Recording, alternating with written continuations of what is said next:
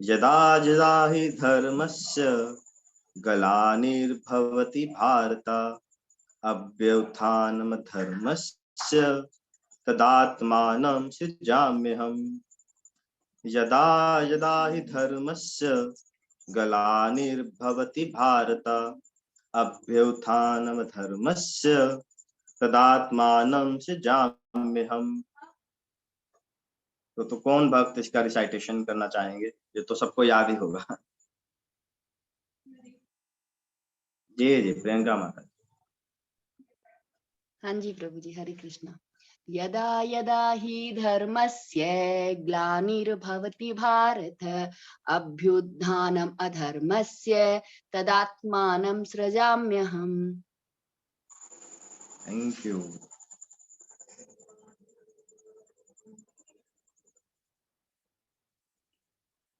ओम अज्ञानतिमिरन्धस्य ज्ञानञ्जनशलाकया चक्षुरुन्मिलितं येन तस्मै श्रीगुरुवे नमः।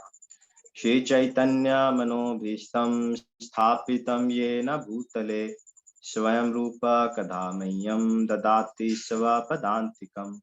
वन्देऽहं श्रीगुरो श्रीयुतापदकमलं श्रीगुरुं वैष्णवांश्च श्रीरूपं साग्रजातं सहगना रघुनाथान्वितं तं सजीवं साद्वैतं सावधूतं परिजना सहितं कृष्ण चैतन्य देव श्री राधा कृष्ण पादान् सहगना रघु ललिता विशाखान्वितांश्च नम ओं विष्णुपादाय कृष्ण पृष्ठाय भूतले श्रीमते भक्ति वेदांत स्वामिनिति नामिने नमस्ते सारस्वते देवे गौरवाणी प्रचारिणे निर्विशेष शून्यवादी पाश्चात्य देशतारिणे नमो महावदान्याय कृष्ण प्रेम प्रदायते कृष्णाय कृष्ण चैतन्य नामने गौरतविषे नमः। हे कृष्ण करुणा सिंधो दीनबंधो जगतपते गोपेश गोपिका कांता राधा कांता नमस्तुते तप्त कांचन गौरांगी राधे वृंदावनेश्वरी वृषभानुसुते देवी प्रणमामि हरिप्रिये वाञ्छाकल्पतरुभ्यश्च कृपा सिन्धुभ्यैव च पतितानां पावनेभ्यो वैष्णवेभ्यो नमो नमः। जय श्री कृष्ण चैतन्य प्रभु नित्यानंद श्री अद्वैत गदाधर श्रीवासादि गौर भक्त वृंद।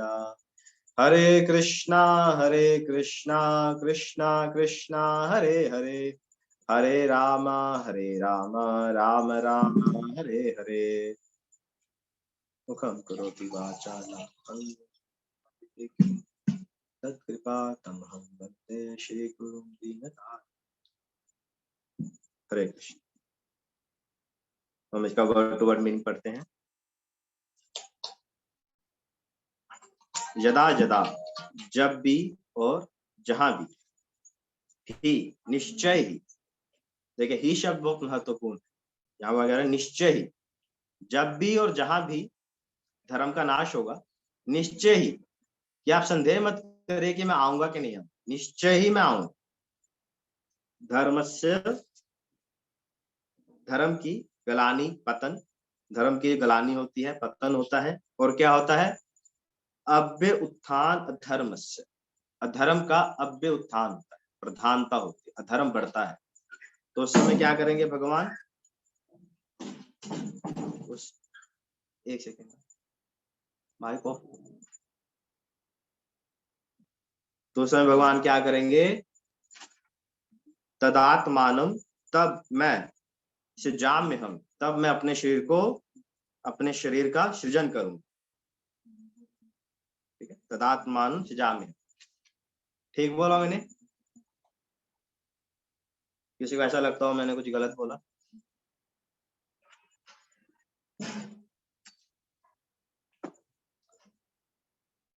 सबको लग रहा है मैंने ठीक बोला है?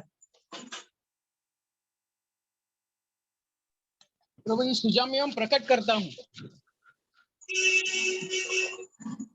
जी प्रभु जी। आत्मा नाम अपने आप को प्रकट करता हूँ, सुजामी प्रकट करता हूँ। सृजामी शब्द जो है वो उसका व्याख्यान पहले ही हो चुका है, जिसमें भगवान ने बताया है कि वो जन्म और मृत्यु से परे है। जैसे आपने पिछले वर्ष में जो पिछला श्लोक था उससे आपने पढ़ा। तो भगवान सृजन नहीं करते अपने आप, भगवान प्रकट होते, है ना। देखिए इसीलिए ना हमें आचार्यों के तात्पर्य और आचार्यों की जो टीकाएं होती हैं, उनके जो अर्थ होते हैं, उनकी आवश्यकता होती है। सिर्फ संस्कृत और व्याकरण के ज्ञान से हम गलत समझ सकते हैं। अगर कोई संस्कृत का विद्वान हो, वो बोले कि नहीं, सृजामी तो सृजन करना होता है, अपने आप को बनाना होता है ना, तो वो गलत ले लेगा। इसलिए हमें श्रील प्रभुपाद जी आचार्यों के जो अनुवाद होते हैं, तात्पर्य होते हैं, उसकी आवश्यकता होती है। इसका ट्रांसलेशन कोई पढ़ेगा?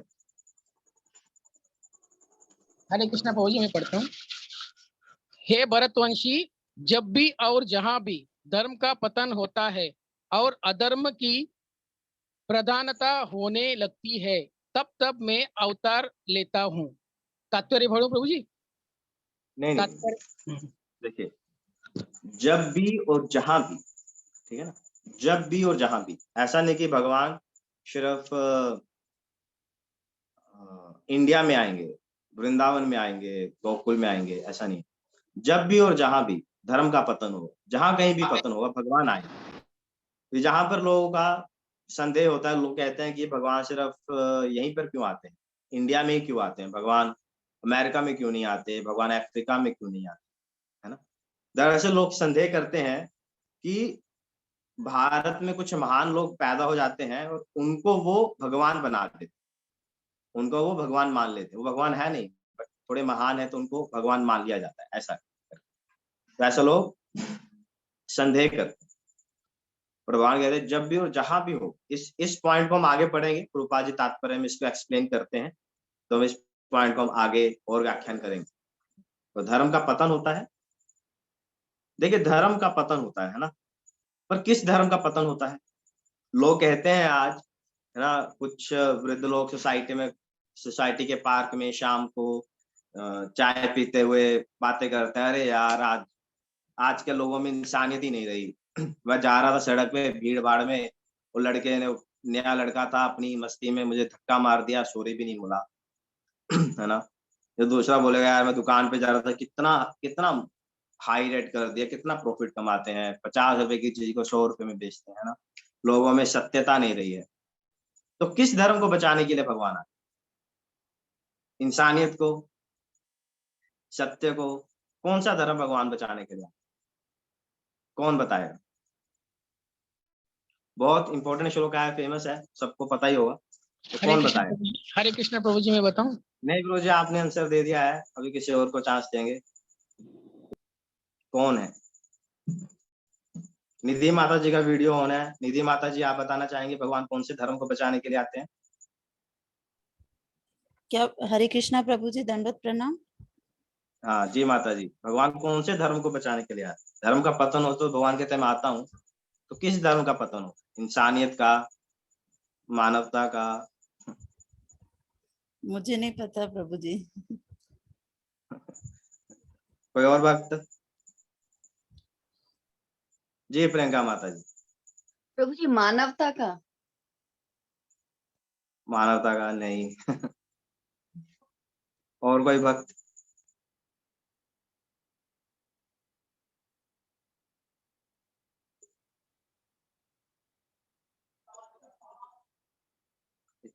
हरे कृष्णा भगवान प्रणाम। जी माता जी बताइए। हाँ प्रभु जी, वो उसमें जैसे इस श्लोक में व्याख्या दी गई थी, हाँ जी प्रभु जी, कि जैसे कि जो साधु लोग होते हैं उनको मतलब उनके साथ कुछ बुरा ना हो, और जैसे शास्त्रों में उल्लेख है, क्योंकि वो लोग वो चीज फॉलो करते हैं, तो उनको बचाने के लिए, और जो दुराचारी लोग हैं, जो पाप करते हैं, जो शास्त्रों को नहीं मानते हैं, उनको मतलब सिखाने के लिए वो मतलब आते हैं प्रभु जी। माता जी, आपका आंसर काफी करेक्ट है। वैसे जो कल का श्लोक है, भगवान साधु और दुष्ट आत्माओं को करने के लिए, से कल का श्लोक बहुत करेक्ट है, काफी हद तक करेक्ट है, और जो एग्जैक्ट लाइन है ना, वो नहीं। नुपुर आओ माता जी। हरे कृष्ण प्रभु जी, जब जब लोग भगवान को भूल जाते हैं और जब भक्तों पे ये होता है, अत्याचार। अत्याचार होता है, तब भगवान अवतरित होते हैं। हाँ, नहीं ये तो ऑलमोस्ट शिल्पी माता जैसा सिमिलर था। तो सूर्यकांत प्रभु नीचे धर्म लिख रहे हैं चैट में, बट मैं वही पूछा धर्म कौन सा धर्म? धर्म बहुत सारे। मनोज मिश्रा जी प्रभु जी। हरे कृष्ण प्रभु जी, दंडवत प्रणाम। दंडवत। हाँ तो जी प्रभु जी, भगवान जो धर्म की स्थापना के लिए आते हैं तो धर्म की यहाँ जो व्याख्या है वो काफी विस्तृत व्यापक है। जैसे पहले तो है कि भगवान अपने भक्तों को प्रसन्न करने के लिए उनसे परस्पर प्रेम संबंध जो है वो प्रदर्शित करने के लिए, उनकी प्रसन्नता के लिए आते हैं। उस मार्ग में जितने भी बाधाएं आती है, मनुष्य का जैसे पतन होता है, शास्त्रों का जो अध्ययन होता है, या मनुष्य अपने कर्म के प्रति, कर्म ही धर्म है, जैसे अपने कर्म के प्रति शास्त्रों का पठन पाठन, उनका जो धर्म है उससे विमुख हो जाता है, उसकी स्थापना के लिए और भगवान के साथ जो आत्मा का, जो परमात्मा के साथ जो संबंध है वो मनुष्य भूल जाता है। उनको स्थापित करने के लिए उनके मार्ग में जितने भी बाधाएं आती है उन सभी को पुनः सृजित करने के लिए भगवान जो है वो पृथ्वी पर प्रकट होता है। जी प्रभु जी। नहीं प्रभु जी, वैसे कुछ पार्ट सही है, कुछ पार्ट गलत है आपका, पर पूर्ण सही आंसर नहीं है। कुछ लोग चैट में सनातन धर्म भी लिख रहे हैं, तो इस प्रश्न को आप याद रखिए। इस प्रश्न को हम परपट में लेंगे, परपट में प्रभुपाद इस प्रश्न का उत्तर देंगे, ठीक है? अच्छा, कई लोग हाथ खड़ा है। चंचल माता जी। जी माता। हरे कृष्ण प्रभु जी, दंडवत प्रणाम। प्रभु प्रभु जी, भगवान वैसे तो आते हैं भगवान, पर जो भक्त लोग होते हैं जो भगवान पे ही डिपेंड करते हैं केवल उनकी उद्धार करने के लिए। नहीं माता, ये कल का श्लोक है, ये कल अभी आएगा, ये फ्यूचर का है। हम प्रेजेंट में बैठे। आज के श्लोक में भगवान कह रहे हैं धर्म का पतन होगा तो मैं आऊंगा, बट कौन से धर्म का पतन होगा, ये प्रश्न है। तो इस प्रश्न को याद रखिए सब। जी जी। परपट में हम इसका आंसर लेंगे। ओके, तो धर्म का पतन होता है और धर्म की प्रधानता होती है, तब मैं अवतार लेता हूँ। तो अब देखिए, अब लोग कहें यार कि आज भी तो कलयुग में इतना धर्म हो रहा है, इतना तो बढ़ गया है, तो और कब आएंगे भगवान? आपको लगता है कि नहीं लगता है? बहुत अन्याय हो रहा है कलयुग में, सरकार इतना केयर नहीं करती है। तो आपको क्या लगता है अभी कलयुग में भगवान को अभी आना चाहिए कि नहीं आना चाहिए? और अभी आ गए हैं तो भगवान अभी आ गए हैं कि नहीं आ गए? जिन लोगों ने भी आंसर नहीं दिया या फिर हाथ खड़ा नहीं किया, दूसरे को चांस दे सकते हैं। आ गए हैं प्रभु जी। जी, कैसे आ गए हैं भगवान? प्रभु जी, भगवान का शब्द रूपी अवतार है। चैतन्य महाप्रभु ने हमें ये महामंत्र दिया है, तो जी, महामंत्र तो है, वो तो पब्लिक आंसर है। महामंत्र के अलावा क्या है? भगवान आए हैं कि नहीं आए? ये शब्द रूपी अवतार है ना, जिसे जी, शब्द रूपी तो है, दैट्स करेक्ट। हरिनाम है, हरे कृष्ण महामंत्र है, बट इसके अलावा क्या? गीता, भागवतम। जी, भागवतम है। जी जी। इसका आंसर प्रभुपाद जी देते हैं श्रीमद् भागवतम में, प्रथम अध्याय का तीसरे स्कंद का, sorry, first canto, third chapter, 43rd verse. कृष्णे सुधाम उपगते धर्म ज्ञानाधिभीषः कलो नष्ट दृशामीश, कलो नष्ट दृशामीश पुराण अर्को धुनिथा अधुनोदिता। देखिए क्या बोलते हैं, The Bhagavad Puran is as brilliant as the sun, and it has arisen just after the departure of Lord Krishna to his own abode, accompanied by religion, knowledge, etc. Persons who have lost their vision due to the dense darkness of ignorance in this age of Kali shall get light from this Puran. तो इस as में जितने भी लोगों की दृष्टि भ्रष्ट हो चुकी है, जिन्हें धर्म का कुछ ज्ञान नहीं है, क्योंकि धर्म तो भगवान के साथ चला गया, उसके लिए भगवान क्या छोड़कर गए हैं? श्रीमद् भागवतम। श्रीमद् भागवतम के, तो श्रीमद् भागवतम के रूप में भगवान है ना? तो हम भगवान के ऊपर थोड़ा सा स्टैम्प नहीं लगा सकते कि भगवान आप कृष्ण रूप में आइए, है ना? कभी राम बन के कभी श्याम बन के चले आना, प्रभु जी चले आना। तो ऐसा नहीं होता है, भगवान हमारे हिसाब से नहीं आते हैं, है ना, भगवान अपने हिसाब से। वो भागवतम के रूप में आ सकते हैं, परिणाम के रूप में आ सकते हैं, वो प्रसाद के रूप में आ सकते हैं, वो अपने भक्तों के रूप में आ सकते हैं। तो भगवान कैसे भी आ सकते हैं, भगवान स्वतंत्र हैं, हम नहीं है। ठीक है, तो और हम इसकी व्याख्या करेंगे। पर हम पढ़ते हैं, तो कौन पढ़ेगा पर?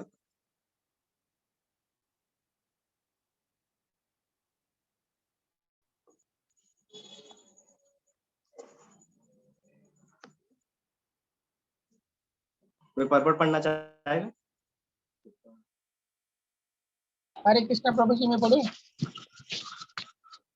कोई और नहीं है तो फिर आप पढ़िए प्रभु जी। हाँ।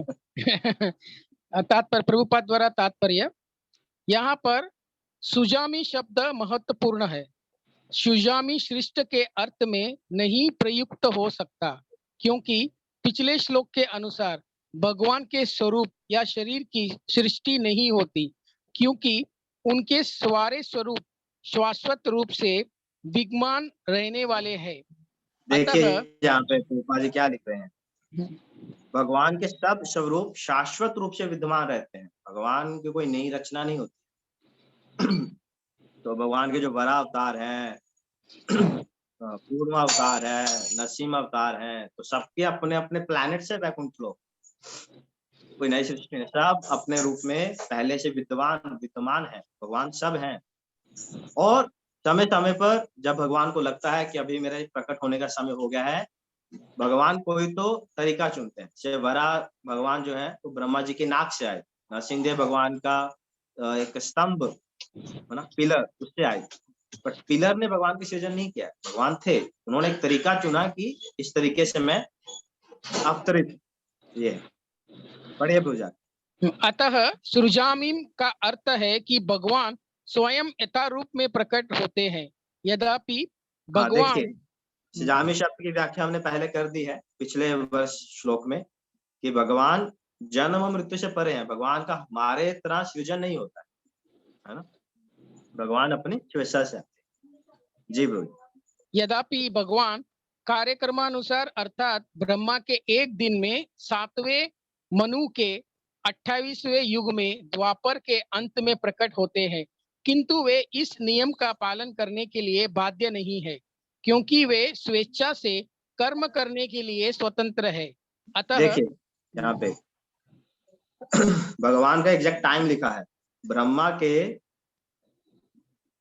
के एक दिन में 14 मनु होते हैं, उसमें जो 7वें मनु होते हैं, एक मनु लगभग 71, 72, 71, 72 जो चतुर्युग होते हैं उनके लिए वो मालिक होते हैं। तो 7वें मनु के 28वें का जो चतुर्युग होगा, उसमें जो द्वापर आएगा, उसमें भगवान आते हैं। कितना स्टेक प्लानिंग है भगवान। बट हम भगवान बाध्य नहीं है, भगवान पहले भी आ सकते, भगवान आगे भी आ सकते। हम भक्त नहीं कह सकते भगवान आपका 28वां युग तो आ गया, अभी तक आप आए नहीं, क्या हो गया आपको, आपने नोट डाउन करके नहीं रखा था या गूगल कैलेंडर में सेव नहीं किया था क्या?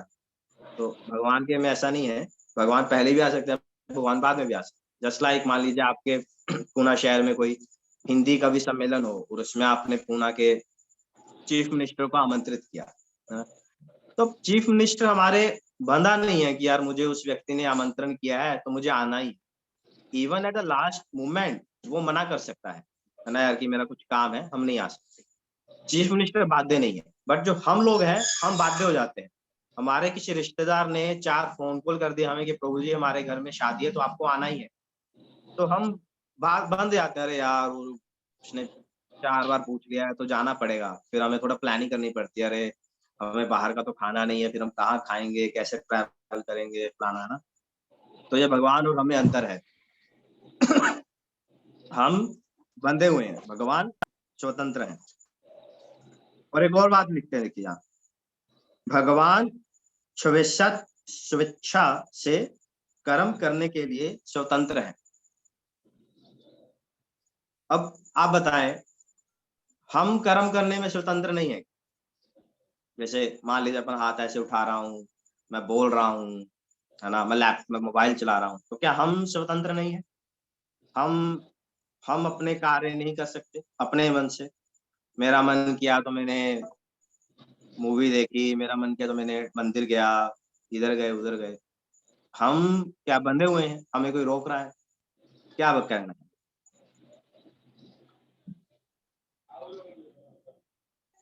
कौन आंसर देना चाहेगा? हम बंधे हुए हैं, हम अपना कर्म नहीं कर सकते क्या?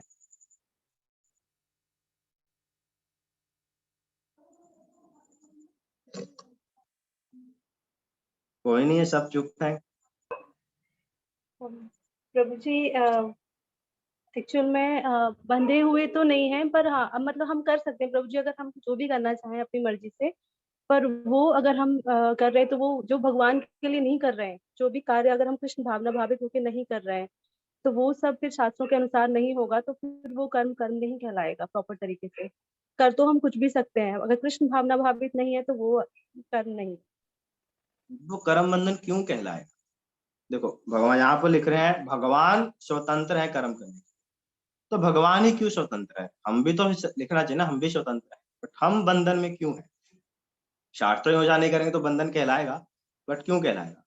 मनोज मिश्रा जी, मैं किसी और को चांस देना चाहता हूँ। आप तो वैसे भी मतलब काफी एक्टिव हैं, तो जो दूसरे भक्त हैं मैं उनको चांस देना चाहता हूँ। कोई भक्त, आप गैस भी मार सकते हैं, कोई नेगेटिव मार्किंग नहीं है, राजीव स्टार के एग्जाम की तरह।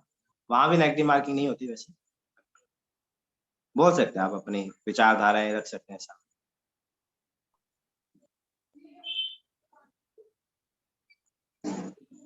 हरे कृष्ण प्रभु जी। जी प्रभु जी। हाँ जी प्रभु बोले जी, बोले। मनुष्य जो है प्रभु जी, हाँ मनुष्य जो है प्रभु जी वो स्वाभाविक रूप से परतंत्र है, उनकी अपनी कोई स्वतंत्रता नहीं है, भगवान ही एकमात्र स्वतंत्र हैं। क्योंकि हम इंडिपेंडेंस सोचते हैं तो हम पराधीनता की ओर जाते हैं, हम हाँ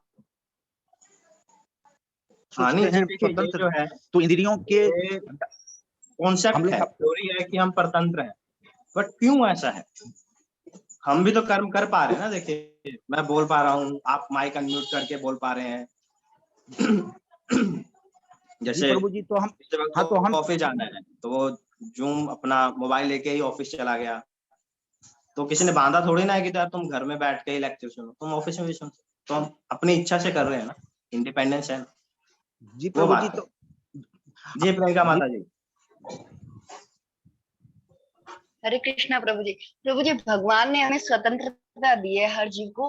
वो चाहे तो कोई सी भी शक्ति, पराशक्ति, अपराशक्ति, हम तटस्थता की स्थिति में है। हमें चुनना है कि हमें कहाँ जाना है, इस चीज की हमें स्वतंत्र। हाँ जी माता, कुछ कुछ सही है आपका। देखिए, भगवान ने हमें स्वतंत्रता दी है, हम कर्म कर सकते हैं, बट उस कर्म का फल हमें भोगना पड़ेगा। आप कुछ भी करें, जो भी कर्म का फल होगा वो हमें भोगना पड़ेगा। इसलिए हम स्वतंत्र नहीं। कर्म कर सकते हैं हम, मेरे पास ऑप्शन है कि मैं मॉर्निंग प्रोग्राम में आऊं या फिर सोता रहूं, पर इसका जो फल होगा वो मुझे भोगना पड़ेगा। पर भगवान को फल नहीं लगता है, भगवान को किसी कर्म का फल नहीं लगता है। भगवान चाहे रणभूमि से भाग जाए, रण छोड़ के लाए, माखन चोर के लाए, गोपियों के वस्त्र हरण करके, चीर हरण, क्या नाम है भगवान का, गोपी के वस्त्र हरण, चीर हरण भगवान ने किया। मतलब हरण तो नहीं किया, बट भगवान ने गोपियों के चीर चुराए। तो मतलब सामाजिक दृष्टि से तो बहुत अच्छा कार्य नहीं है ना। गोपियों के साथ रास रचाए, गैया चराए, माखन चुराए, भगवान ने क्या क्या नहीं किया। पर भगवान को गर्म नहीं लगता है, पर भगवान का गुणगान होता है। माखन चोर की पूजा होती है, रणछोड़ की पूजा होती है। कभी देखा है युद्ध भूमि से भागे हुए व्यक्ति की पूजा होती है, पर भगवान की होती है। तो ये भगवान की स्वतंत्रता है, बट हम बंधे हुए हैं।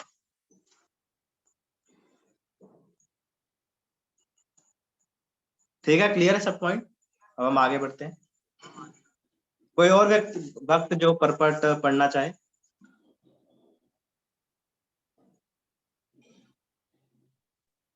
स्क्रीन पे शेयर कर सकते हैं।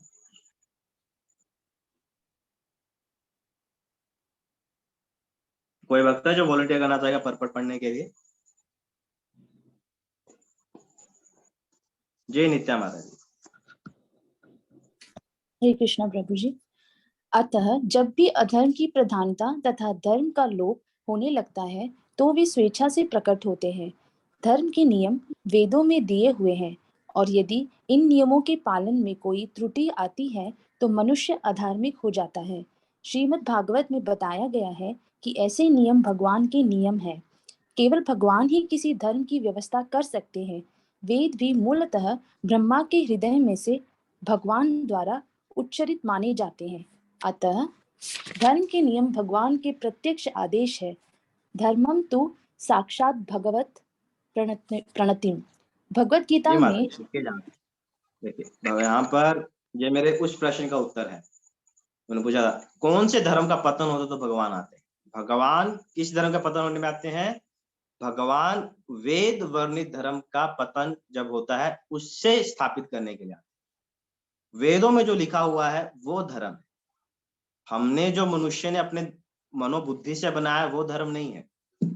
लौकिक धर्म, सामाजिक धर्म, इंसानियत, मानवता, सत्यता, ये भगवान चाहे तो बचा सकते हैं, बट भगवान वेद वर्णित धर्म, the dharma which is being ordained in the Vedas, that is being protected by the law. वेद वर्णित धर्म, और वेदों में वर्णित धर्म कौन सा है? श्रीमद् भागवतम में क्या है? धर्मम तो साक्षात भगवत प्रणीतम। जो भगवान ने कहा है, जो भगवान ने स्थापित किया है वही धर्म है। मनुष्य धर्म नहीं बना सकता। बट आज आप देखिए समाज में कितने धर्म चल रहे हैं।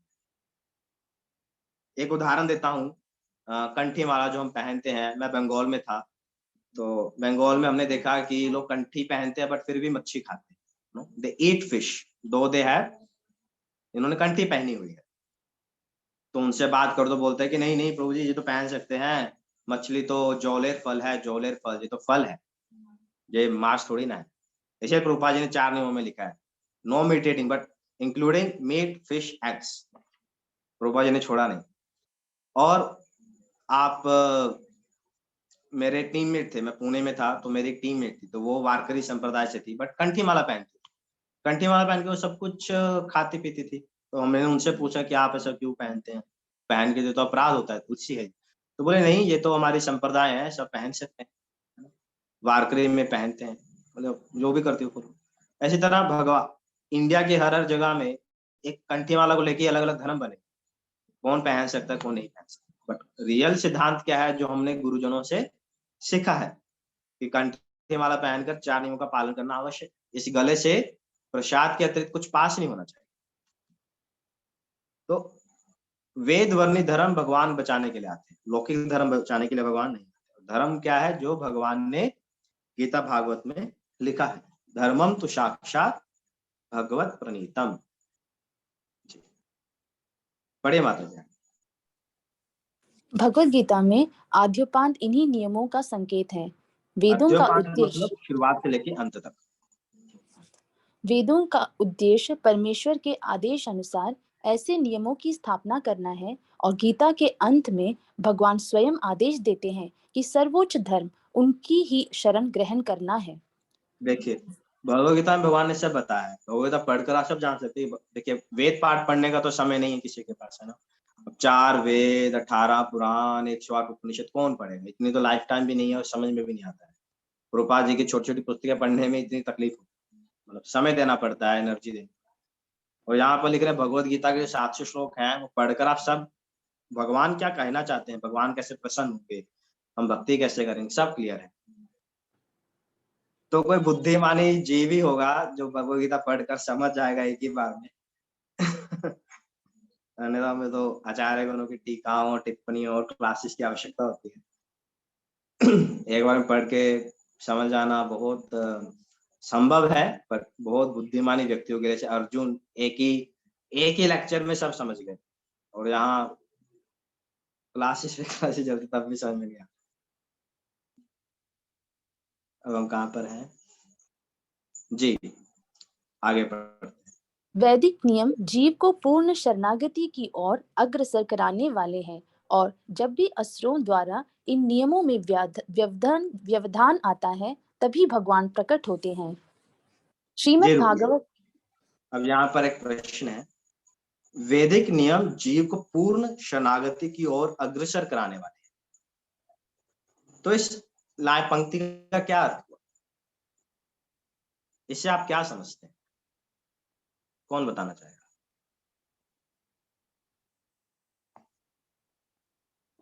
वैदिक वैदिक नियम जीव को पूर्ण शरणागति की ओर अग्रसर कराने वाले हैं। जी, कौन है हमारे क्लास में बुद्धिजीवी? डरिए मत, शर्माइए भी मत, बोलिए। आ रही है आवाज अब? हाँ जी, कौन बोल रहा है?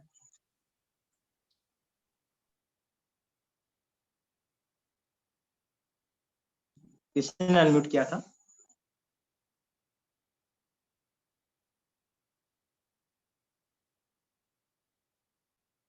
शर्माइए मत, बोलिए। क्या इस पंक्ति से आप क्या समझते हैं? वैदिक नियम जीव को पूर्ण शरणागति की ओर अग्रसर कराने, काफी इंपॉर्टेंट लाइन है।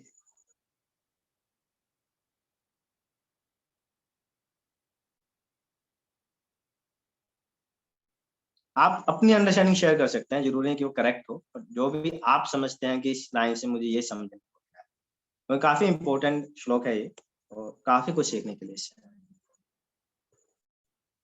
मनोज मिश्रा को जो हमेशा एक्टिव रहते। कोई अन्य भक्त? गीता माता जी, आप कुछ कहना चाहेंगे? गीता गुप्ता माता जी।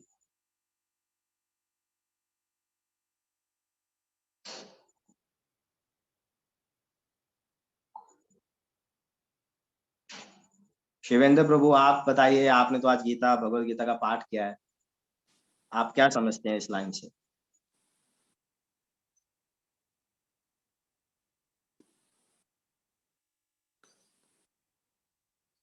स्मृति जुनेजा माता जी, माता जी बताइए। हरे कृष्णा प्रभु जी, दंडवत प्रणाम प्रभु जी। प्रभु जी, अनन्य भक्ति की तरफ लेके जाते हैं। अनन्य भक्ति की ओर लेके जाते हैं, और क्या समझते हैं इससे? अनन्य भक्ति तो बहुत ऊपर का कॉन्सेप्ट हो। अगर आप अपनी बात करें, हमारी बात करें, है ना, हम इस स्टेज पर हैं, हम प्रैक्टिस करें, तो इस प्रैक्टिस और इस लाइन को इस श्लोक पर आधार बना के आप क्या समझते हैं, हम क्या समझ सकते हैं?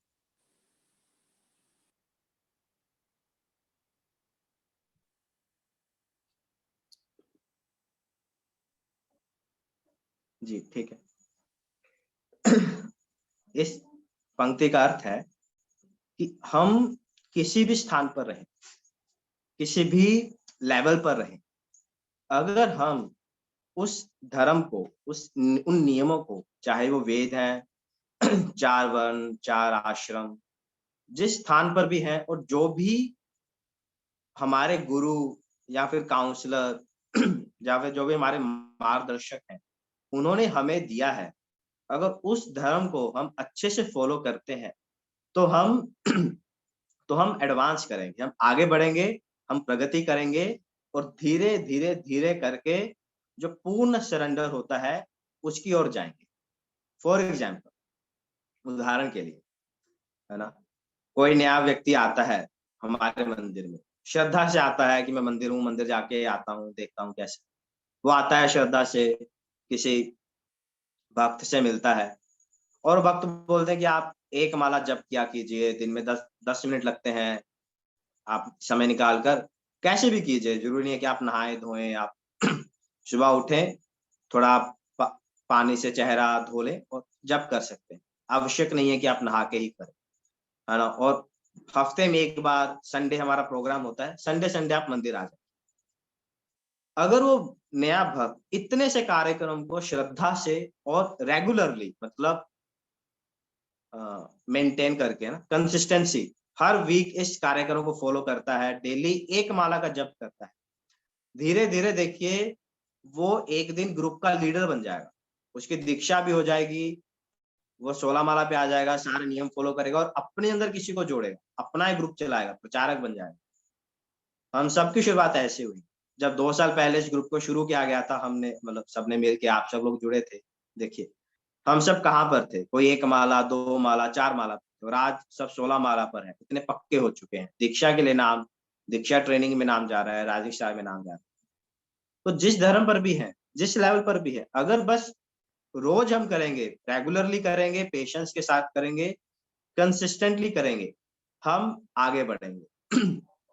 इसलिए कर्म त्याग, श्रद्धा, साधु संग, भजन क्रिया, अनर्थ निवृत्ति, रुचि, आसक्ति, प्रेम, भाव, है ना, भाव और प्रेम। तो जब अभी हम अनर्थ निवृत्ति, है ना, धीरे धीरे व्यक्ति साधु का संग करता है, भजन करता है, फिर अनर्थ निवृत्ति पर आता है। अब अनर्थ निवृत्ति में जरूरी नहीं है कि हमें टेस्ट मिले भगवान की चैंटिंग का, भागवत पढ़ने में। कभी 16 माला अच्छा भी हो सकता है, कभी बुरा भी हो सकता है, मन नहीं लगता, फिर भी जबरदस्ती घिस रहे हैं। अभी हमने लेक्चर लिया ना मैकेनिकल चैंट। मैकेनिकल क्यों होता है?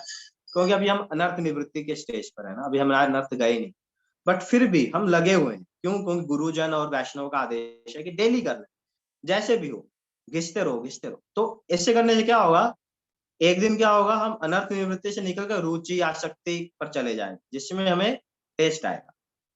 तो यहाँ पर ये बोला, जिस स्टेज पर हो, चाहे वेद हो, वेदों में भी देखिए ब्राह्मण, क्षत्रिय, वैश्य, शूद्र, सबके लिए धर्म। तो वैश्य अगर अपने धर्म का पालन अच्छे से कर रहा है, वो एडवांस करेगा, क्षत्रिय, ब्राह्मण, वैष्णव ऐसे एडवांस करेगा। तो यहाँ पर इस पंक्ति का में ये अर्थ है कि हमें, हम जो भी कर रहे हैं, भले हम 4 माला पर है, हम 16 माला पर नहीं है, पक्के नहीं है, बट डेली करो।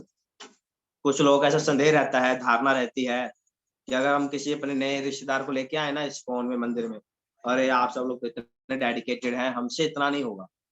क्यों? आप लोग तो इतना कर रहे हैं, हमसे कहाँ होगा, हमसे तो चाय पिए बिना हमारी तो आंख ही नहीं खुलती, तो हम क्या करें? तो ये उस लाइन का आंसर है। देखिए, हमें टॉप लेवल पे एंट्री नहीं मारनी है। बड़े बड़े इंडस्ट्री भी देखे, जैसे रतन टाटा है, उन्होंने सीधा सीईओ से एंट्री नहीं मारी, वो नॉर्मल एम्प्लॉय थे, फिर बाद में आगे। तो किसी भी को भी हमें पूर्ण शरणागति से एंट्री नहीं मारनी, हमें एक माला से स्टार्ट, पर धीरे धीरे अगर हम प्रतिदिन करेंगे तो एक दिन उस स्टेज पे पहुंच जाएंगे। तो ये बात बहुत, मतलब बहुत एक इम्पोर्टेंट लेसन है सबके लड़ने के लिए। और अगर हम किसी भक्त को भी लेके आते हैं इस्कॉन में प्रचार करने के लिए, तो उसे भी हम समझा सकते हैं कि आप डरिए मत, 16 माला आपसे नहीं होती मत कीजिए, आप एक माला ही की, प्रतिदिन की। ठीक, अभी तक किसी का कोई प्रश्न है?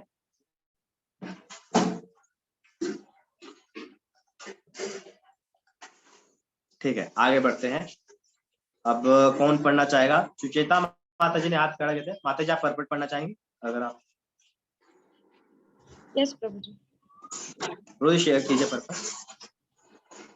अभी भगवान बुद्ध के बारे में आ रहा है, इसमें भी काफी तर्क।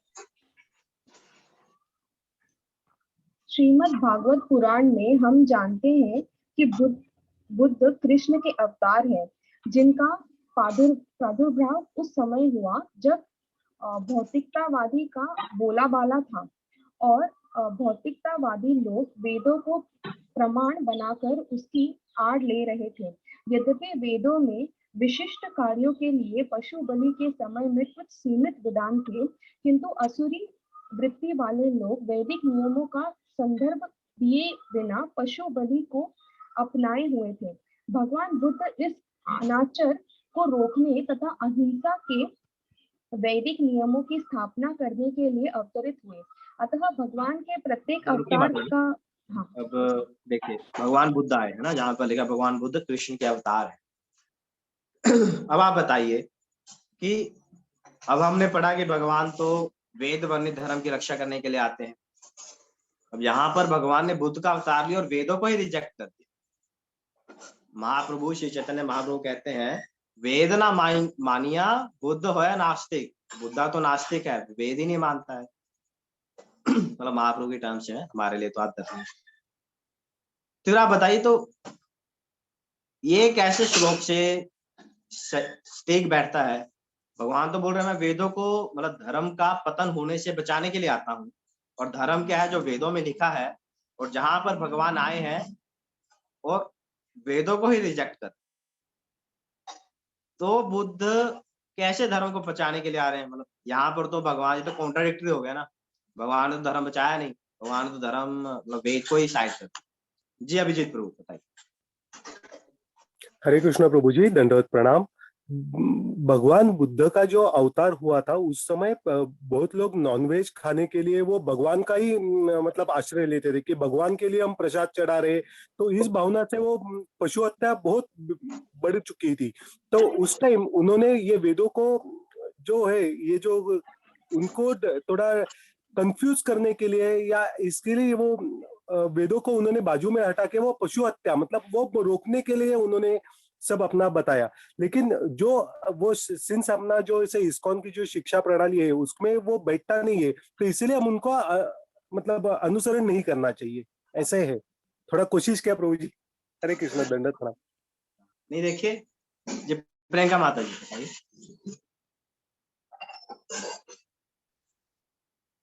हरे कृष्णा प्रभु जी वही था कि उस समय ना पशु की जो बलि दी जाती थी ना, वो प्रथा का लोग मिसयूज कर रहे थे।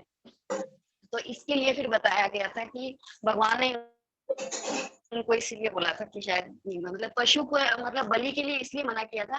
पुराने समय में जब वेदों में देते थे तब उनके पास इतनी पावर थी कि वो जीव को बचाकर वापस जिंदा कर सकते थे।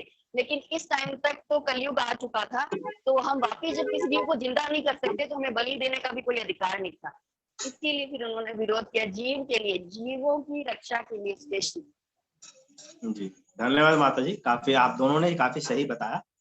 तो लोग वेद के नाम पे धर्म कर रहे थे, मतलब वेद है धर्म बताने के लिए, पर धर्म वेद के नाम पे धर्म हो रहा। तो देखिए, एक तो भगवान की करुणा है, भगवान ने करुणा में इतने भगवान हो गए कि पशुओं को भी भगवान बचाना चाहते हैं, तो उन्होंने धर्म को ही, वेद को ही साइड कर दिया, छोड़ो वेद, आप पशुओं को बचाओ। बट देखिए अभी भगवान ने क्या किया है, भगवान ने अहिंसा का धर्म स्थापित किया है ना। भगवान बुद्ध ने क्या किया, अहिंसा स्थापित की।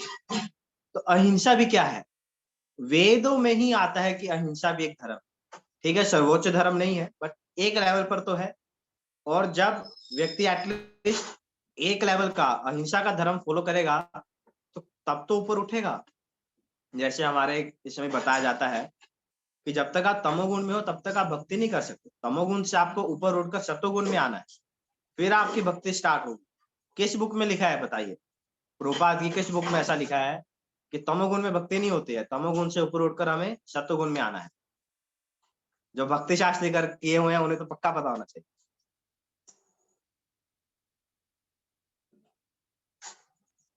ये लिखा है उपदेशामृत में, नेक्टर ऑफ इंस्ट्रक्शंस इंट्रोडक्शन, उसमें लिखा है Prabhupada ji we have at least हमें मोडो गुडनेस पर आना है, फिर वहां से हम टेक ऑफ करेंगे विशुद्ध सत्व पे, है ना।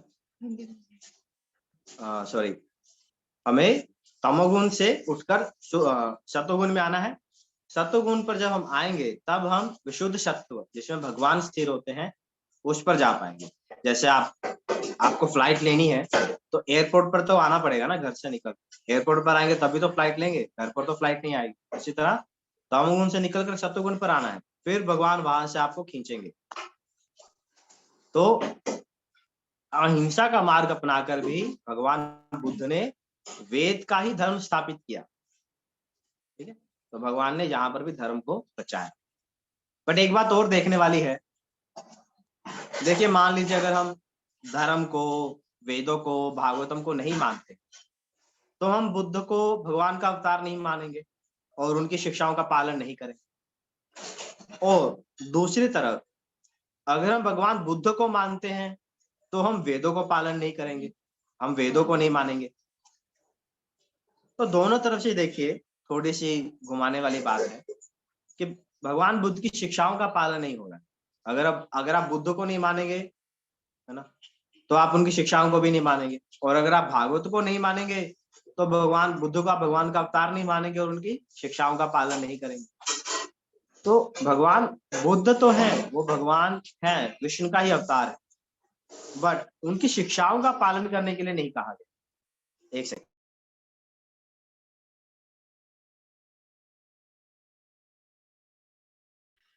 तो भगवान बुद्ध की शिक्षाओं का पालन करने के लिए नहीं कहा गया। जिस प्रकार भगवान कृष्ण की भी कुछ शिक्षाएं हैं जिनका हमें पालन नहीं करना। किसी को आइडिया है भगवान कृष्ण की ऐसी कौन सी शिक्षा है जिसका हमें पालन नहीं करना? थोड़े से कठिन प्रश्न है बट फिर भी एक गैस आप कर सकते हैं, आइडिया लगा सकते हैं। हरे कृष्ण प्रभु जी, मैं बोलूं? जी जी जी। वो जो रासलीला करते थे, वो सब जो करते थे, माखन चोरी करते थे, वो सब जो करते, उसको, उस लीला को हम पालन नहीं करना है। वो हमें जो लीला है प्रभु जी, वो लीला है। हम्म, लीलाओं को तो चलो हमें नहीं करना है, बट शिक्षाएं, भगवान कृष्ण की कौन सी शिक्षा का पालन नहीं करना?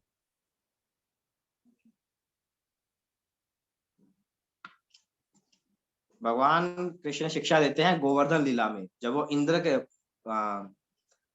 नंद वसुदेव अपने पिता नंद महाराज से वार्तालाप करते हैं, वहां पर भगवान कृष्ण कर्म मीमांस फिलोसफी प्रस्तुत करते हैं कि अगर आपने कर्म किया है तो इंद्र को बारिश देनी पड़ेगी, ठीक है ना, बट रिजल्ट देना भगवान के हाथ में, भगवान स्वतंत्र है, वो रिजल्ट देना दे। अगर आपने कर्म किया भी है, भगवान सोचते नहीं यार मैं नहीं दूंगा, मेरा भक्त का विनाश हो जाएगा, मैं क्यों दूं, भले ही वो डिजर्व करता है कि उसके यूट्यूब पे 1 लाख फॉलोअर्स, मैं ऐसी व्यवस्था करूंगा कि उसका एक भी फॉलोअर ना हो। भगवान कर सकते हैं। तो ऐसी फिलोसफी का हमें पालन नहीं करना है, वो भगवान ने की थी ताकि नंद महाराज और ब्रजवासी जो है वो ये यज्ञ अनुष्ठान देवी देवताओं की पूजा छोड़ दे, वो भगवान ने ऐसे किया था, उसका पालन नहीं। तो इसी तरह बुद्ध की शिक्षाओं का पालन नहीं, शिक्षा मतलब अहिंसा की बात नहीं कर रहा हूँ, बट उन्होंने जो वेद नकार है उसका पालन। अहिंसा तो अच्छी बात है, हमारा जो नियम है no meat eating, meat eating होता है ना, अहिंसा मीट ईटिंग के ऊपर ही तो, सॉरी मीट ईटिंग अहिंसा पर ही आधारित, ऐसी बात है। चलिए आगे पढ़ते हैं। हरे कृष्ण प्रभु जी, मैं ही पढ़ूं? हाँ हाँ पढ़ाते हैं, और कोई पढ़ना चाहता है तो अपना हाथ खड़ा कर दीजिए, नेक्स्ट में हम उनको चांस देंगे, पर अभी काफी बात है।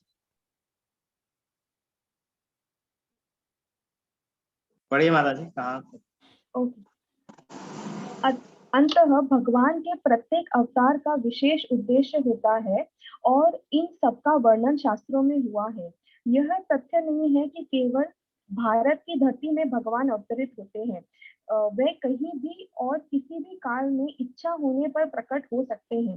वे प्रत्येक अवतार लेने पर धर्म के विषय में उतना ही कहते हैं जितना कि उस परिस्थिति में जन समुदाय विशेष समझ सकता है, लेकिन उद्देश्य एक ही रहता है, लोगों को इस भावना भावित करना तथा धार्मिक नियमों के प्रति आज्ञाकारी बनाना। कभी वे स्वयं प्रकट होते हैं तो कभी अपने प्रामाणिक प्रतिनिधि को अपने पुत्र या दास के रूप में भेजते हैं या वेश बदल कर स्वयं ही प्रकट होते हैं। देखिए यहाँ पर भगवान उस प्रश्न का उत्तर दे रहे जो हमने शुरुआत में पूछा था, जब भी और जहां भी। अब बताइए, भगवान, लोग संदेह करते हैं कि यार भगवान इंडिया में क्यों आते हैं, अमेरिका, ऑस्ट्रेलिया, रशिया, जापान में क्यों नहीं आते? क्यों नहीं आते भगवान? यहाँ पर लिखा है ना, आना चाहिए। तो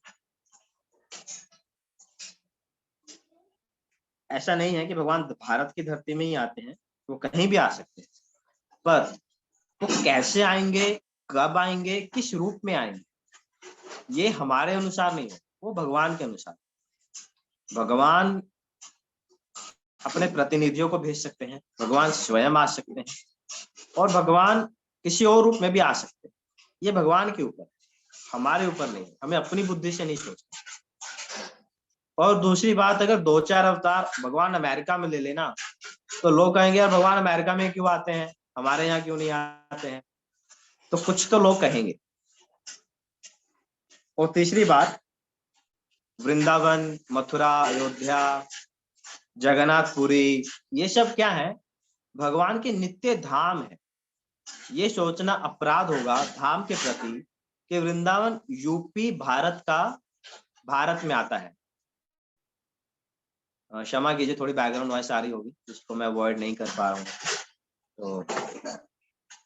तो ये धाम जो है उस स्टेट में नहीं आते, ये अपराध होगा सोच। ये नित्य धाम है, भगवान वहीं आएंगे। तो ऐसा नहीं होगा कृष्ण अमेरिका आ जाए, हो सकता है बट जनरली नहीं होगा। बट भगवान अपने प्रतिनिधियों को भेजते, जैसे जीसस क्राइस्ट है। क्रिश्चियनिटी देख कितना फैला हुआ, तो जीसस क्राइस्ट कौन है? ये सन ऑफ गॉड। जैसे महाभारत का युद्ध हुआ है ना, अब महाभारत के युद्ध को आप बताइए, आप इस श्लोक के अनुसार कैसे देखें? महाभारत के युद्ध को इस आज के श्लोक के आधार पर बताइए कि कैसे आप इसको देखेंगे, भगवान ने क्या किया महाभारत के लिए। अभिजीत प्रभु। हरे कृष्ण प्रभु जी यहाँ पे कौरवों का जो कौरव वर्सेस पांडव जो वॉर था, वो वॉर ही धर्म का हिसाब से था। कौरव अधर्मी थे और पांडव धर्म का अनुशीलन करने वाले थे। तो वो धर्म के स्थापना के लिए ही भगवान ने यहाँ पे वो युद्ध होने दिया। हाँ जी प्रभु, धर्म का नाश किया, पर खुद राजा नहीं बने। भगवान ने क्या किया, युधिष्ठिर महाराज को पूर्ण भारत का, उस समय भारत सिर्फ ये भारत नहीं था, whole planet earth was Bharat. तो युधिष्ठिर महाराज को राजा बनाया, भगवान ने खुद को नहीं लिया। और युधिष्ठिर महाराज के द्वारा पूर्ण भारतवर्ष में धर्म स्थापित किया। जो अर्जुन प्रथम अध्याय में पूछते हैं ना कि स्त्रियों का नाश होगा, वर्ण संकर होगा, ये होगा, वो किसी के साथ कुछ नहीं होने। तो भगवान अब प्रतिनिधियों के द्वारा धर्म स्थापित करते हैं। आपको हैरानी होगी, जैसे बहुत सारे जो फॉरेन कंट्रीज हैं, जैसे मलेशिया है और भी कई कंट्रीज हैं जिसका अभी रेफरेंस फिलहाल तो नहीं है मेरे पास, बट मैंने बहुत पहले पढ़ा था कि हर कंट्री में वैदिक सभ्यता के अवशेष मिले हैं। ये जो होते हैं ना, जो आर्कियोलॉजिस्ट होते हैं, जो खुदाई करते हैं, ढूंढते हैं कि कहाँ पर क्या है, तो वैदिक सभ्यता के अवशेष हर जगह, मतलब विदेशों में भी पाए गए। तो भगवान आते हैं, बट कैसे आएंगे, भगवान के ऊपर। ठीक है, अब लास्ट पैराग्राफ कौन पढ़ना चाहे? सूर्यकांत प्रभु आप पढ़ेंगे?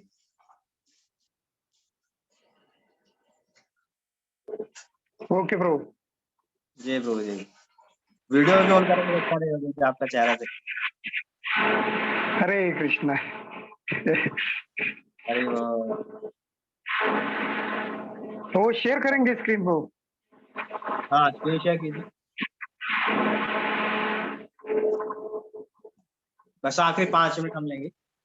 हाँ, एक और पॉइंट यहाँ पर, 2 पॉइंट में बताना रहेगा कि और प्रत्येक अवतार का एक उद्देश्य होता है, और हर अवतार में भगवान अकॉर्डिंगली बोलते हैं। भगवान सब जगह कुछ भी नहीं बोलते हैं, भगवान अकॉर्डिंगली बोलते हैं। जैसे क्रिश्चियनिटी में जीसस क्राइस्ट ने क्या बोला है, there is so much I have to tell you but you can't bear it now. आप अभी से नहीं समझ सकते जो मैं आपको भी बताना चाहता हूँ।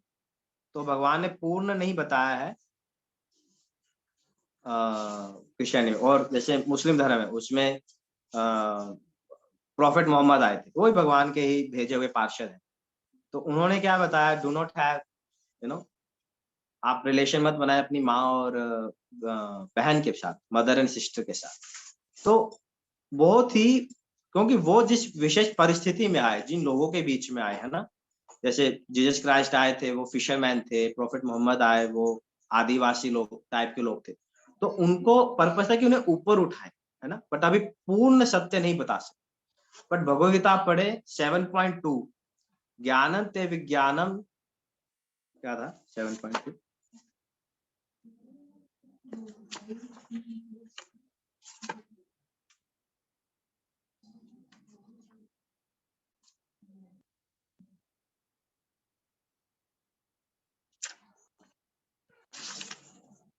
देखिए भगवान 7.2 में क्या बोल, ज्ञानम ते अहम सब ज्ञानम इदम वक्ष्यामि शेषतः यद ज्ञात्वा अनुभूय अन्यत् ज्ञातव्यम विशिष्यते। इस ज्ञान लेने पर तुम्हें जानने के और कुछ भी शेष नहीं रहेगा। There is nothing beyond this to tell you. तो भगवान गीता में पूर्ण ज्ञान देते हैं ना, तो भगवान अकॉर्डिंगली बोलते हैं। पूर्ण भी बोल सकते हैं, कम भी बोल सकते हैं। और भगवान कैसे भी प्रकट हो सकते हैं, अपने पुत्र के रूप में, दास के रूप में, और वेश बदलकर। कौन सा अवतार है सूर्यकांत प्रभु? वेश बदलकर स्वयं ही प्रकट होते हैं। ये कौन सा अवतार है?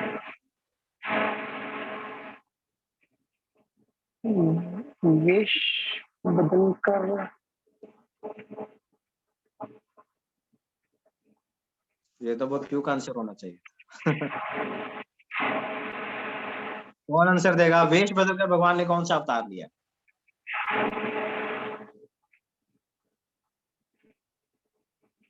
हरे कृष्ण प्रभु जी, मैं बताऊं? बताइए। हाँ, मोहिनी अवतार। जी जी, नहीं तो मम्मी का, मेरा हाथ है। और यह वेश बदल कौन सा काम है? ये तो इतना इजी प्रश्न है, ये तो आप सबको आना चाहिए।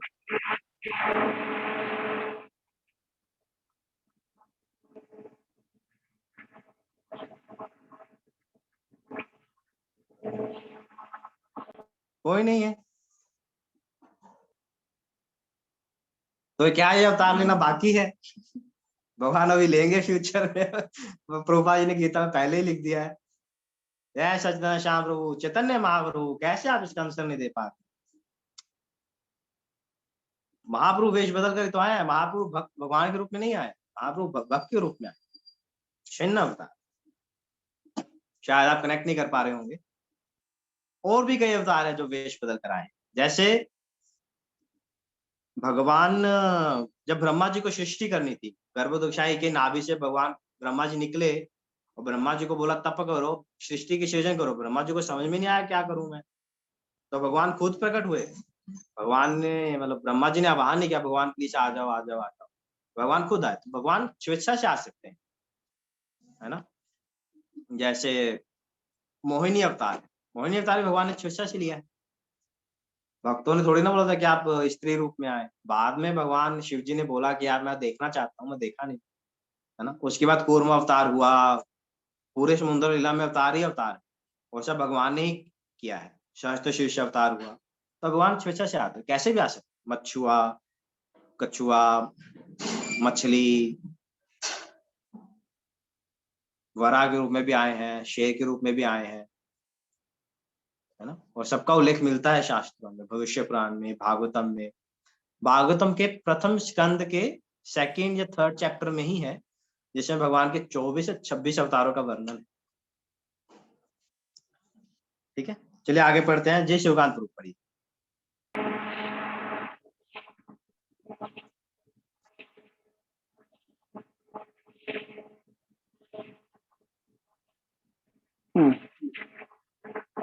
ओके, भगवत गीता के सिद्धांत अर्जुन से कहे गए थे, अतः वे किसी भी महापुरुष के प्रति हो सकते थे, क्योंकि अर्जुन संसार के अन्य भागों के सामान्य पुरुषों की अपेक्षा अधिक जागरूक था। 2 और 2 मिलकर 4 होते हैं। यह गणितीय नियम प्राथमिक कक्षा के विद्यार्थी के लिए उतना ही सत्य है जितना कि उच्च कक्षा के विद्यार्थी के लिए। तो भी गणित उच्च स्तर तथा निम्न स्तर का होता है, अतः भगवान प्रत्येक अवतार में एक जैसे सिद्धांतों की शिक्षा देते हैं, जो परिस्थितियों के अनुसार उच्च या निम्न प्रतीत होता है। जैसे कि आगे बताया जाएगा, धर्म के उच्चतर सिद्धांत 4 वर्ण क्रमों के स्वीकार करने से प्रारंभ होते हैं। अवतारों का एकमात्र उद्देश्य सर्वत्र कृष्ण भावनामृत को उद्बोधित करना है। परिस्थिति के अनुसार यह भावनामृत प्रकट तथा अप्रकट होता है। देखिए अभी लास्ट टाइम है, अवतारों का एकमात्र उद्देश्य कृष्ण भावनामृत को उद्बोधित करना है। जितने भी अवतार होते हैं उनका एक ही पर्पस होता है कि लोगों को कैसे तो धर्म के मार्ग पर आगे बढ़ाए। तो जब आप प्रचार करते हैं, आप लोगों को जोड़ते हैं, तो संभव नहीं है कि हर व्यक्ति 16 माला पर आए, हर व्यक्ति दीक्षा ले, हर व्यक्ति आगे बढ़े, संभव नहीं है।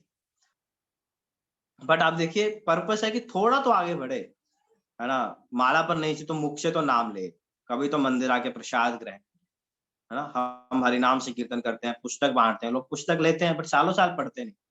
बट ये सब करने से ना उसकी स्वीकृति बढ़े, थोड़ा तो वो व्यक्ति आगे बढ़े, है ना।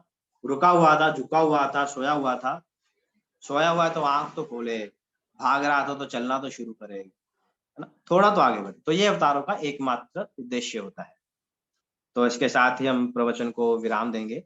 और साथ में ही आज गदाधर पंडित जी का आविर्भाव दिवस भी है। बहुत विशेष दिन है गौड़ीय वैष्णवों के लिए।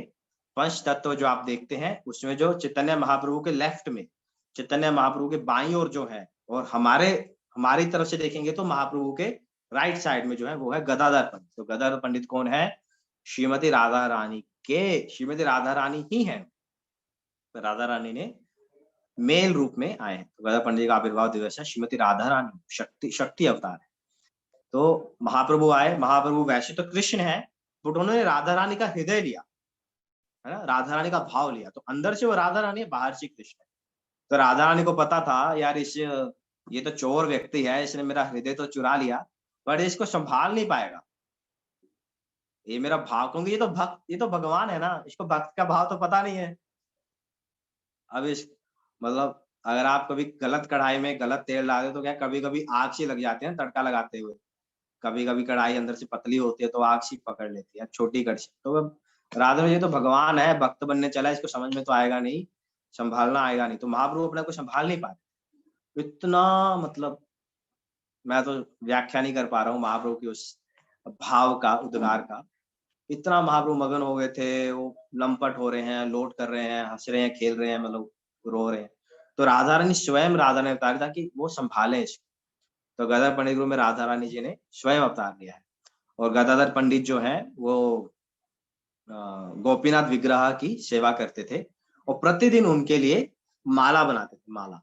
और जब बूढ़े हो गए थे, तब वो इतने बूढ़े हो गए थे कि वो ना भगवान को माला पहना ही नहीं पा रहे थे, उनके घुटने खराब हो गए थे, मतलब घुटने पूरे वो हो गए थे, तो खड़े नहीं हो पा रहे थे। तो गोपीनाथ जी इतने मतलब इतने उनकी सेवा से प्रसन्न थे, तो गोपीनाथ जी बैठ गए ताकि मेरा भक्त उन्हें माला पहना सके। तो गोपीनाथ जी वो एकमात्र विग्रह है पूरे विश्व में जहां पर कृष्ण बैठे। तो ये उनका बहुत भाव था। महाप्रभु प्रतिदिन उनके साथ बैठकर प्रहलाद और उद्धव महाराज के चरित्र का सुनते थे, व्याख्यान सुनते। तो बहुत उनका उच्च स्थान है। तो बहुत विशेष दिन है गौड़ी वैष्णव के लिए। आज हमें हो सकता है अगर हम अधिक माला भी जप करें, अधिक माला भी जप कर सकते हैं, और उनकी कृपा जाचन और उनकी प्रार्थनाओं के लिए भी हम उनकी कृपा के लिए प्रार्थना कर सकते हैं कि हमें वो कृष्ण भक्ति दें, भगवान के नाम गीता भागवत में रुचि दें, उनके पास ओशियानिक लव है, एक छोटा सा कण वो हमें प्रदान करें। तो इसके साथ ही हम विराम देंगे। हरे कृष्णा। आप सबका बहुत बहुत धन्यवाद, आप रुके हुए हैं। और अगर किसी को भी प्रश्न है, टीका टिप्पणी है, कोई करेक्शन है, तो आप प्लीज।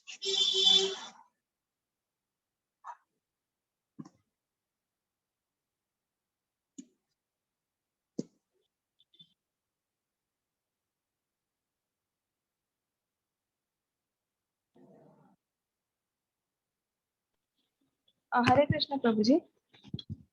जी माता जी। 2-3 प्रश्न है जो मुझे थोड़े समझ नहीं आए।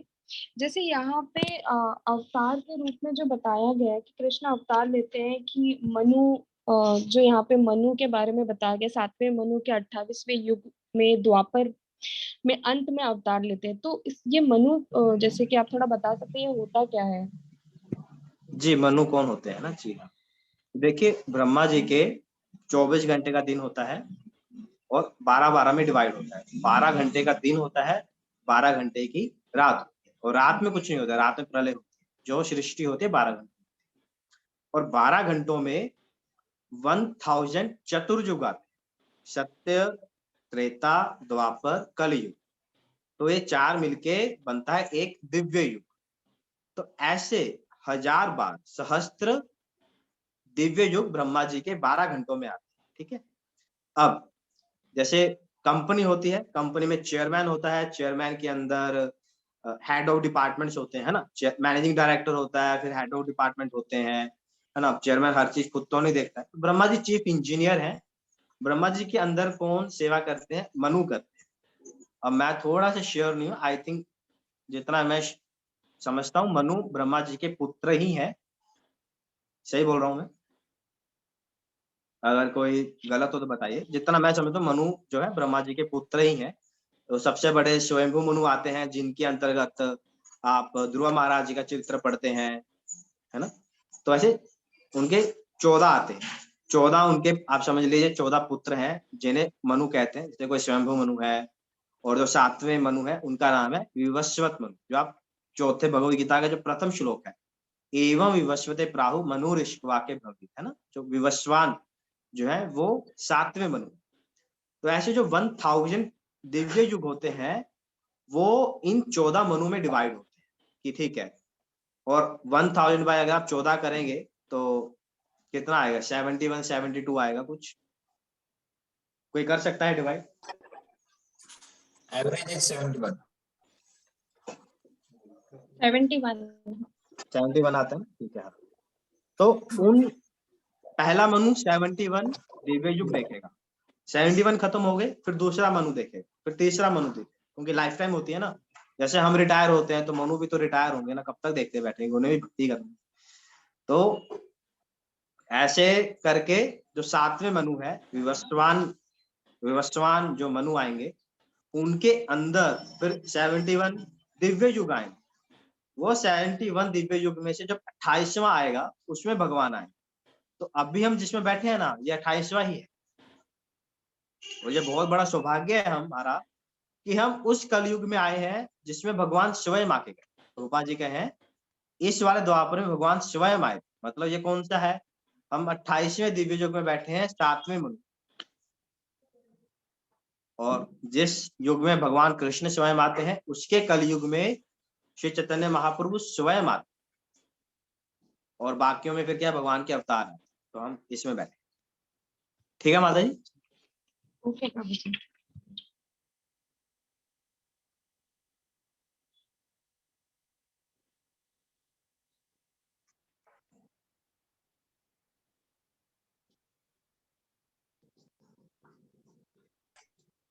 हरे कृष्णा।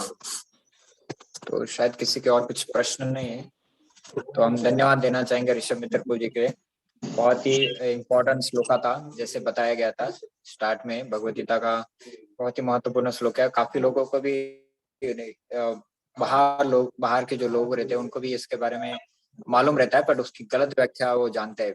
बट आचार्यों की क्या व्याख्या है, हमारे प्रभुपाद जी ने हमें क्या बताया, उसको एकदम सटीक रूप से ऋषभ मित्र प्रभु ने बहुत सारे उदाहरण और अपने ट्रिकी क्वेश्चन से सारे लोगों को समझाया। प्रभु जी के क्वेश्चन काफी मजेदार थे और लोगों को सोचने के लिए मजबूर किया। जैसे प्रभु जी ने बताया था कि किस धर्म किसको कहते हैं, भगवान ने धर्म की व्याख्या क्या बताई है, और बुद्ध का जो अवतार है उसका जो मिसकंसेप्शन है कि उन्होंने वेदों के विरुद्ध काम किया, तो उनको मानना चाहिए या भागवतम को मानना चाहिए। इस प्रकार से अलग अलग क्वेश्चन करके प्रभु जी ने काफी अच्छी तरीके से ये जो श्लोक है उसको कवर किया है। और प्रभु जी के जो एग्जाम्पल है हमेशा की तरह काफी प्रैक्टिकल और यूनिक रहते हैं, ये उनकी खासियत है लेक्चर की। और थोड़ा समय लगा क्योंकि श्लोक काफी इंपॉर्टेंट था, क्योंकि कम समय में इसको कवर कर पाना मुश्किल था। तो हम खास करके धन्यवाद देंगे ऋषभ मित्र प्रभु जी को। और एक बार सारे अनम्यूट करके उनके लिए हरे कृष्ण महामंत्र के जप करेंगे हम। हरे कृष्णा हरे कृष्णा कृष्ण हरे हरे हरे राम हरे सुचेता माता जी, आपने फिर से हैंडरेज किया, कुछ बोलना चाहते हैं? हाँ प्रभु जी, मुझे थोड़ा कंफ्यूजन हुआ क्योंकि लास्ट टाइम जब एक लेक्चर हुआ था उसमें बोला गया था कि हम वेदों को फॉलो नहीं करते इस्कॉन में। तो अभी यहाँ पे श्लोक में बता रहे थे कि वेदों को जो कृष्ण ही वेदों को बचाते हैं। तो फिर हमको क्यों ये सजेशन दिया जाता है कि भगवत गीता पढ़े, वेदों को फॉलो ना करें? माता जी फिर से बोलेंगे, आपने क्या सुना कि हम वेदों को फॉलो नहीं करते? हाँ, वेदों को जैसे कि पढ़ना वो फॉलो नहीं करने, क्योंकि वो कर्म कांड को फॉलो करते हैं, वेदों को जो पढ़ते हैं, ऐसा मैंने सुना यही पिछले कुछ लेक्चर में। हाँ, तो देखिए परपट में आया ना ये यार, परपट में लिखा है धर्म के नियम भगवान के प्रत्यक्ष आदेश हैं, धर्मम तु साक्षात भगवत प्रणीतम। भगवत गीता में आद्योपांत मतलब शुरुआत से लेकर अंत तक इन्हीं नियमों का संकेत है। और इससे पहले लाइन थी वेद भी मूलतः ब्रह्मा के वेद है। मतलब वेद में क्या है, भगवान के धर्म क्या है, भगवान के निर्देश, और वो कहाँ पर है, भगवत गीता में। वेदों का उद्देश्य भगवान के आदेश अनुसार ऐसे नियमों की स्थापना करना है, और गीता के अंत में भगवान स्वयं आदेश देते हैं कि सर्वोच्च धर्म उनकी शरण ग्रहण। तो वेद बहुत है ना, इतने वेद हम नहीं पढ़ सकते। मतलब अगर हम डेली 24 घंटे बिना रुके वेदों का पाठ करते रहे तब भी हमारी लाइफ के एंड तक वेद खत्म नहीं होंगे। वेद तो इतने सारे हैं, इतना कौन पढ़ेगा, छोटी बुक भी पढ़ नहीं पाते हम। तो हमारे लिए वेद कौन है, भगवद गीता ही वेद। एक भगवद गीता में आता है ना एक शुरुआत, सर्व उपनिषदो गावो दुग्धम गोपाल नंदन, कुछ को पता है क्या वो? इसमें आते हैं, इंट्रोडक्शन में आते हैं। कौन बोल रहे हैं वो? शंकराचार्य जी बोल रहे हैं।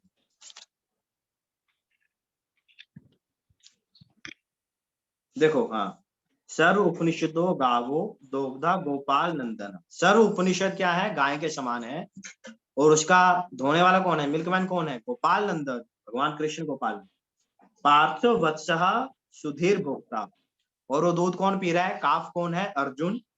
दुग्धम गीतामृतम महत। तो दूध क्या है? गीता। तो सारे वेदों का सार क्या है? गीता है ना। तो हम क्या करते हैं? हम क्रैश कोर्स करते हैं ना, वैसे क्लासरूम में नहीं पढ़ते हैं। क्रैश कोर्स में जो नोट्स होते हैं, जो होशियार बच्चा होता है उसके नोट्स लेके हम पढ़ के पास हो जाते हैं।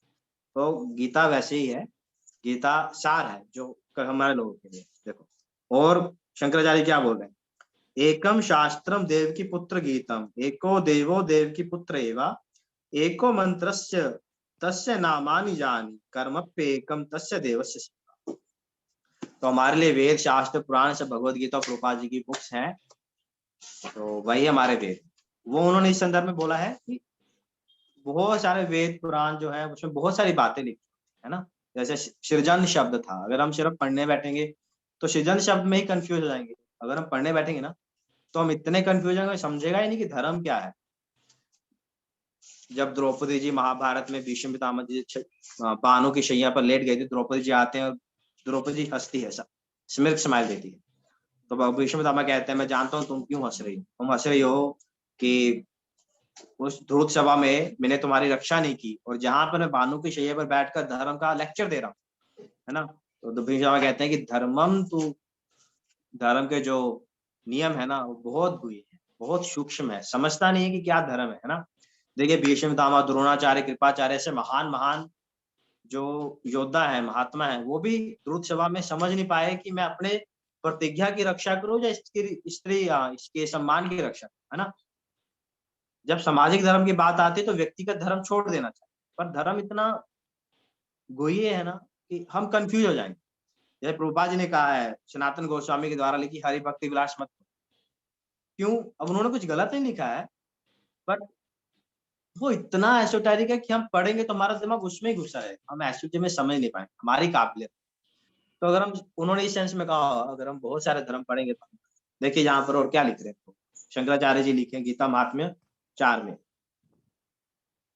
क्योंकि भगवत गीता भगवान के मुख से निकली है, अतः किसी को अन्य वैदिक साहित्य पढ़ने की आवश्यकता नहीं रहती है।